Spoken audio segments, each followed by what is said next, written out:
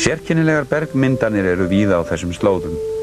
Í Seljahjallagili, suðaustan Mývatns, eru tröllslegir turnar og drangar úr hraunstorku.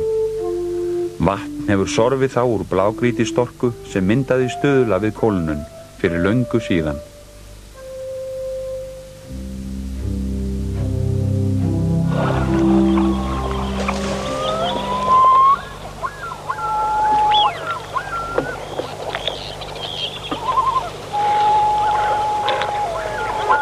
Við Mývatn sjálft, sem er 4. stærsta stöðuvatn landsins, eru hraunmyndanirnar líkari því sem sjá má í Dimmuborgum, heita meðal annars strípar á máli heimamanna. Mýið í milljarðatali, 50 tegundir rykmýs auk bitmýsins ljær vatninu nafn og er leið ein helsta undirstaða lífríkisins í því og við það.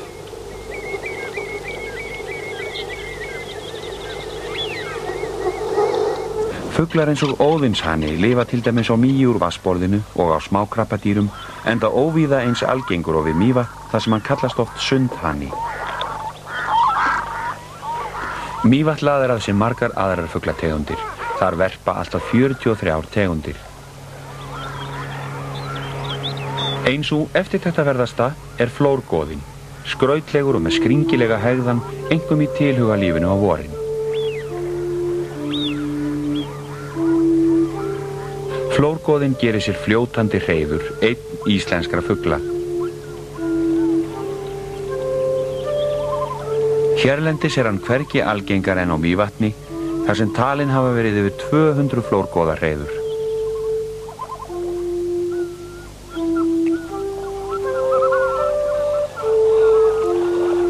Við Mývatn hafa sést 28 tegundir anda, en 15 þeirra verpa þar og er mestum skúfönd og duggönd. Fjöldi andana á flatareiningu er óvíða meiri í heiminum.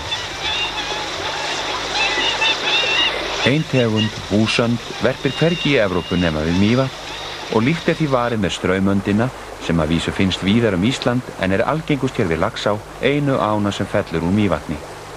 Ein helsta ástæða hins auðuga fuglalífs er mikið fæðuframboð, til dæmis að lirfum eins og þessum bitmýslirfum sem straumöndin sækir í.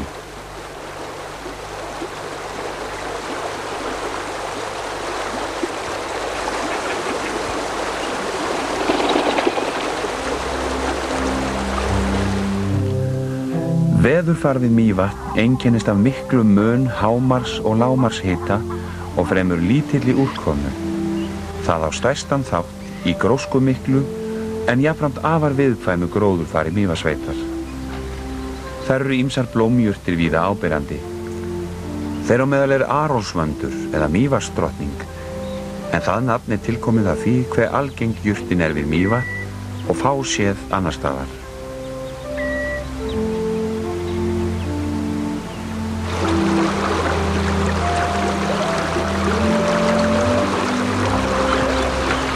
Langt þarf að leita að jafn fjölskrúðugum varpstað á Mývatni.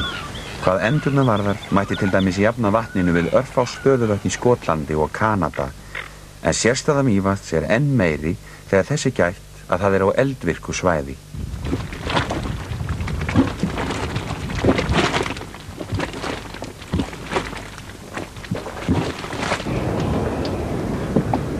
Vellandi leirhverir, gufa úr jörðu, gulur brennisteinn, allt vitnar þetta jarðeldin sem blundar í landinu sunnan, austan og norðan Mývatns.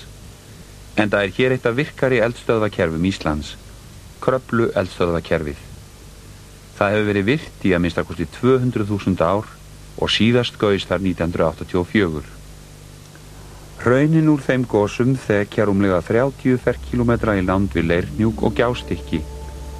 Þau eru kolsvört og stinga í stúfið hvítar gufur og litríkt umhverfi sem víða er næsta framandi að sjá.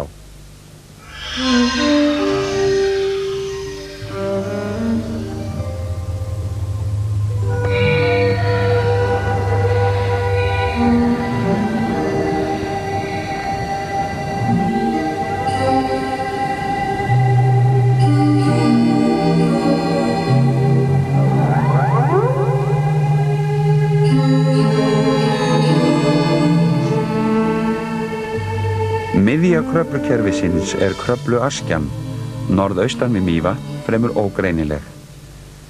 Næst vatninu ber einna mest á risastórum eldgíg Hverfelli. Tilsýndar líkist hann tunglgíg, en raunar í ætt við Surtsey. Og hér komu bandarískir tunglfarar til jarðfræði þjálfunar á 7. áratug aldarinnar. Efnið í Hverfelli gos, aska og bergbrot. Þvermál gígskálarinnar 1000 metrar, en hæðin 150 metrar. Gígurinn myndaðist í miklu en afar stuttu öskugosi fyrir 2500 árum.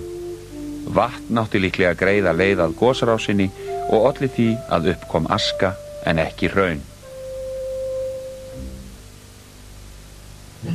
Öflug gjóskuflóð æddu niður hlíðar hans alltaf 3 kílómetra leið, en allmikil gjóska barst 10 kílómetra í lofti eins og hér sést. Tölurnar á kortinu sýna gjóskuþykktina í sentimetrum.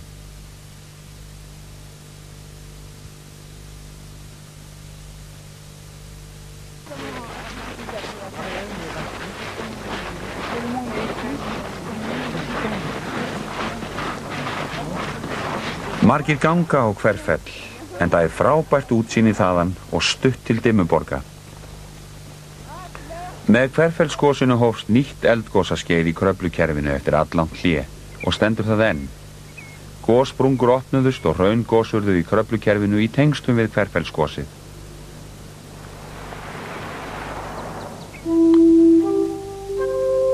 Þá gaus meðal annars í Kröfluöskjunni. Þar varð aftur eldgos fyrir 1100 árum og svo enn í goshrinunni 1724 til 1729, Mývatnseldum og loks enn og aftur í Kröflueldum, alls 9 gos á árunum 1975 til 1984. Úr svipuðum hraunlögum hefur mestallt Ísland orðið til á 15 til 20 milljónum ára.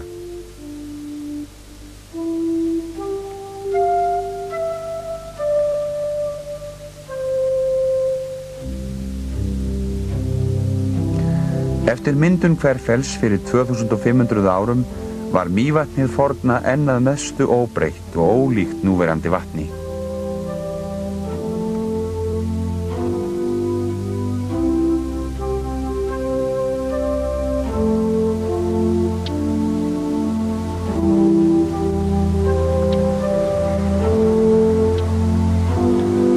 Sprunguþyrping Kröflukerfisins nær úr Öxarfirði 100 kílómetra leið suður fyrir Mývatn með öskjuskreitt bunguvaxið eldfjall miðbyggið og löngum gossprungum með fjölmörgum gígum, sigstöllum og gjám. Kvika getur brotist upp í öskjunni úr kvikuhólfi á 3 kílómetra dýpi eða sprungur utan hennar í langri sprungureininni.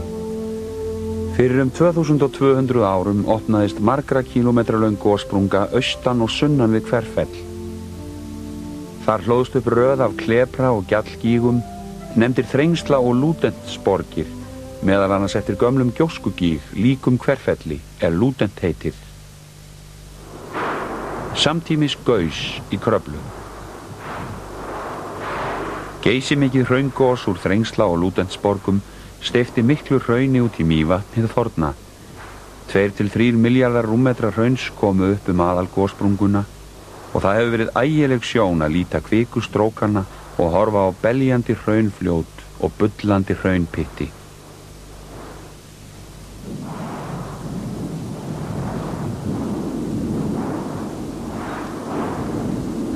Hraunið rann yfir Laxárhraun eldra sem rautt á kortinu og niður eftir Laxár og Aðaldal til sjávar í Skjálfanda eins og merkt með grænum lit. Hraunið þrengti að vatninu. Átök hrauns og vass skópu kynjadranga og eyjar og vassdýpið varð aðeins fáeinir metrar. Á gömlu ströndinni urðu til fjölmargir gervigígar við gufusprengingar.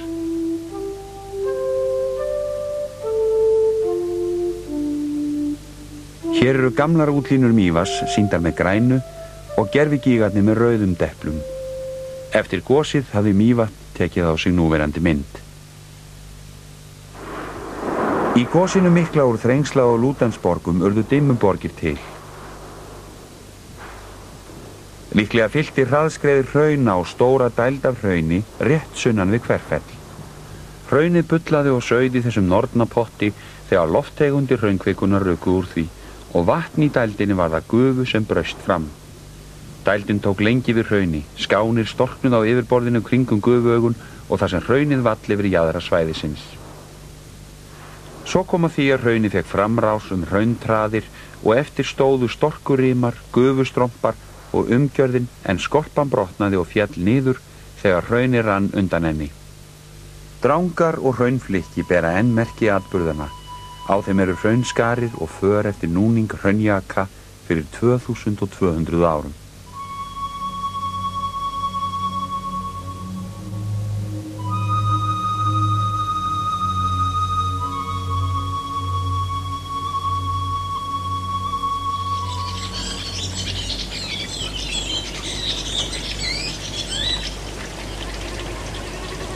Í gróðuríki Dimmuborgar ber mest á birki, bæði kjarri og hávöxnum trjám. En víðir og lynggróður það líka gróskumikill og fjölmargar blómjurtir gera flóruna litríka. Rauðbleikt lambagrasið vex í þéttum kveldum þúfum.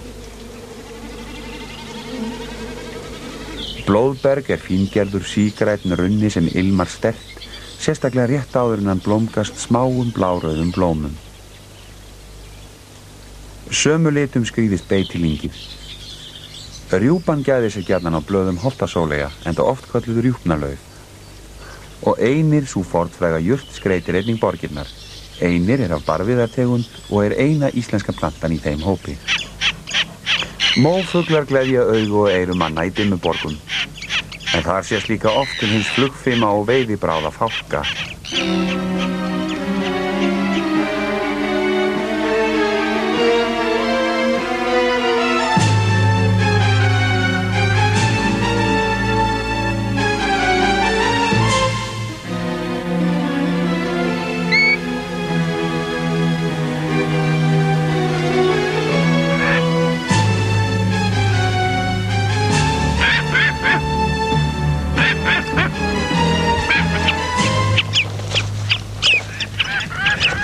Fálkinn sækir bráðina víða og oft merkja fuglarnir alls ekki hættuna sem yfir þeim vofir, hvorki rjúpan, stelkurinn né lóan.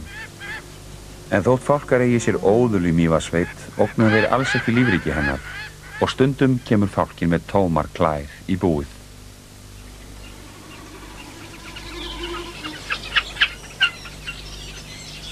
Í Dimmuborgum geta menn rekist á fuglarhreiður. Þau má aldrei snerta né trufla fuglana. Í skjóli við Víðikvist leynist hrossagaukshreyður og þar má sjá gaukinn kúra sig.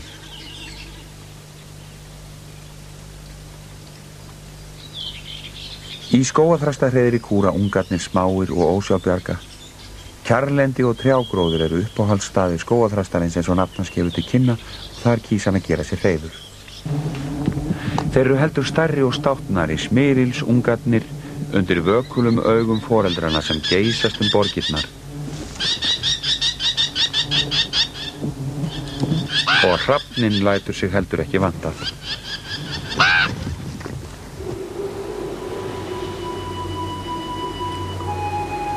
Þegar komið í Dimmuborgir ber lítt á henni miklu hættu sem steðjar að þeim, hljóðlát og ógnvekjandi. Hún fólgin í sandfokinu úr suðri. Þar fer fíngerður en voldugur vágestur sem nálgast án afláts úr stórum eyðimörkum eldfjalla og jökla inni á hálendinu. Sandurinn berst með vatni og vindi og eyðimörkin sækir fram í norður.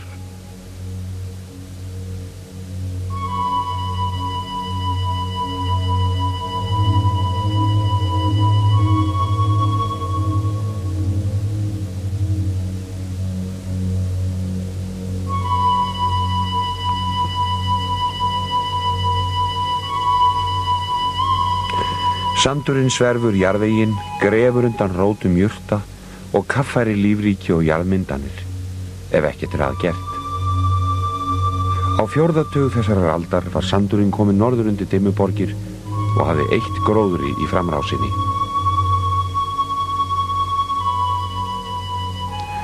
Sandurinn fyllir smám saman dældir og lautir og þurrkar út einkenni í landslagi.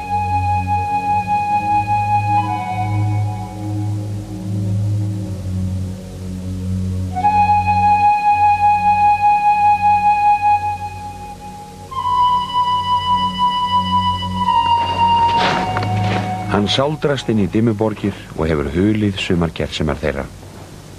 Verður það tjón aldrei bætt. Þessi hellir var næstum því horfinn, en nú hefur sandi verið mokað úr honum.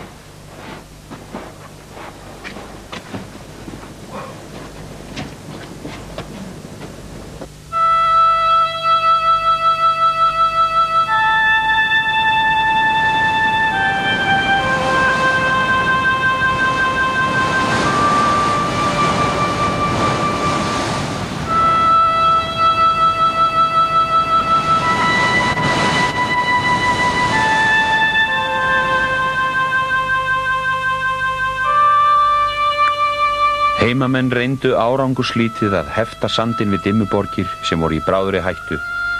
Árið 1942 ákváðu bændur á Geiteyjarströnd og Kálfaströnd að gefa landgræðslu ríkisins borgirnar ef það mætti flýta fyrir verndun þeirra. Menn hlóðu líka feiknalanga grjótgarða með handafli til varnar sandskriði og til skjóls og var melgresi sáð við þá. Allstórt svæði var friðað fyrir búfé með girðingu. Melurinn harðgerður og með öfluga rætur og þrífst vel í sandi. Hann hávaxinn, safnar að sér sandi og myndar skjól og hefur ávallt reynst geysi öflugjur til landgræðslu við erfiðar aðstæður. Framrás sandsins var stöðvuð á sínum tíma og Dimmuborgum bjargað, en váinni var ekki bægt frá. Sunnanvindur ber að æ meiri sand og hefur hann safnast í mikla skafla sem hækka og geta orðið framþungir. Þá hætt á að skaflarnir skríði snögglega fram og þeir stærstu eru eins og eins konar tímasprengjur.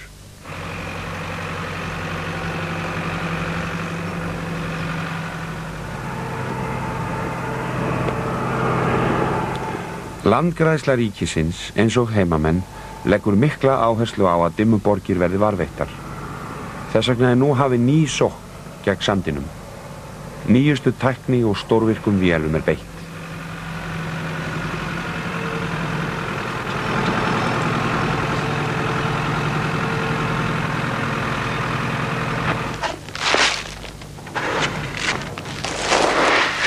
Þar sem þeir verður ekki komið við, kemur mannshöndin til hjálpar. Hér eru menn að sá melgresi. Sjálfboðaliðarnir, bæði bændur og aðrir innan og utan sveitarmenn, hafa lagt til mjög mikla vinnu og margir hafa styrkt landgræðslustarfið með fjárframlögum. Gerð svolítið dýpra. Alveg. Hvað? Ég veit ekki hvað langt þetta. Það bara nála. Gamlar heyrúllur eru notaðar til að stöðva sandskriðið og þær geyma líka fræ. Innan skamms fer nýgræðingur að setja mark sitt á sandinn sem stöðvast við rúllugarðana.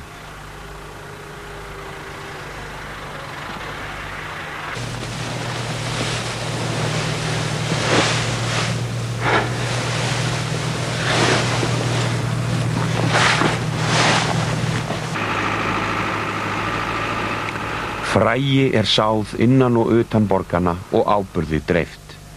Hann nýtist nýgræðingi en líka gróðri sem fyrir og getur þá veitt sandinu meira viðnám. Brátt verður einnig tekið til við að gróðursetja birki og víði.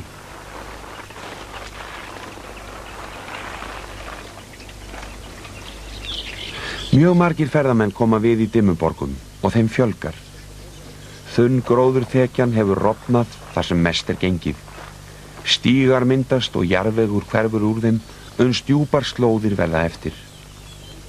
Til að vernda gróður og jarðveg og greiða götu manna svæðið hafa gönguleiðir verið merktar og afmarkaðar með köðlum og stígar malarbornir.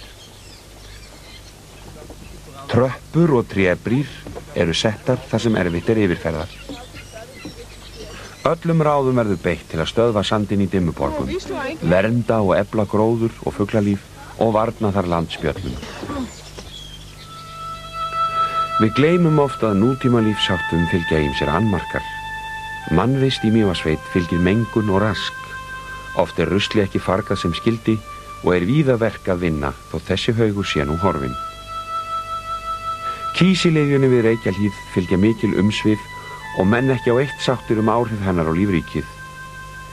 Þéttbýli og landbúnaður hafa áhrif á umhverfi sitt.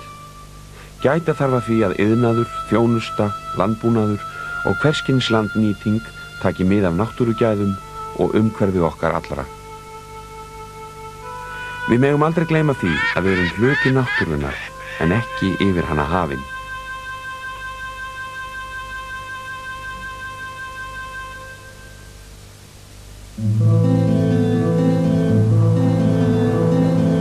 Dimmuborgir eru eitt þeirra djásna sem okkur ber skylda til að varðveita í sem eðlilegastri mynd.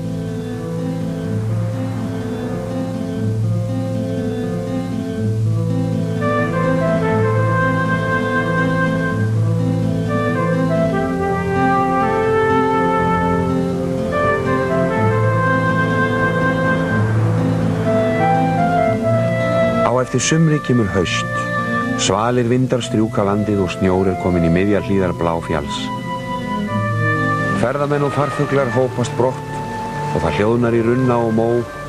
Mannlífið færist í fyrri skorður og krummi, svo sem mývetningar sjálfir, sér Dimmuborgir að mestu auðar. Dimmuborgir líkt og sofna vetrarland, undarlega seiðandi, hvítar og svartar í auðninni.